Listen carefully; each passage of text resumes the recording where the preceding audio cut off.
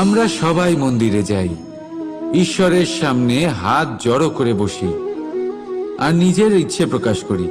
যদি তাদের ইচ্ছে পূরণ না হয় তারা হতাশ হয়ে পড়েন। এবার থেকে যখনই আপনি মন্দিরে যাবেন, ঈশ্বরের সামনে বসবেন, হাত জড়ো করবেন আর বলবেন, ধন্যবাদ, ধন্যবাদ ঈশ্বর যে আপনি আমাকে যা দিয়েছেন তাতেই আমি খুশি।